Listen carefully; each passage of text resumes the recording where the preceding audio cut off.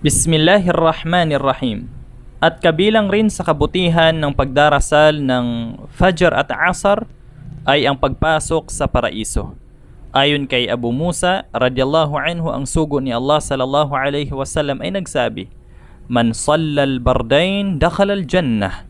Sinuman ang magdasal ng al-bardain, dalawang malamig na panahon, al-Fajr at ang Asar, ay makakapasok sa paraiso.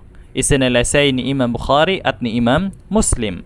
At ganun din, kabilang sa kabutihan nito, hindi pagpasok sa impyerno. Ayon kay Umarah bin Ruayba radhiyallahu anhu, kanyang sinabi, narinig ko ang sugo ni Allah sallallahu alaihi wasallam na nagsabi, siya na nagsasagawa ng pagdarasal bago ang pagsikat ng araw at bago ang paglubog nito ay hindi papasok sa impyerno. Isinalaysay ni Imam Muslim. At kabilang rin ay ang pangangalaga ng Allah sa kanyang alipin at nasa ilalim siya ng proteksyon ng Allah. Ayon kay Jundub bin Abdullah radhiyallahu anhu na nagsabi, sinabi ng sugo ni Allah sallallahu alaihi wasallam, ang sinumang nagdasal ng dasal sa madaling araw, ibig sabihin ang Fajr, siya ay nasa pangangalaga ni Allah.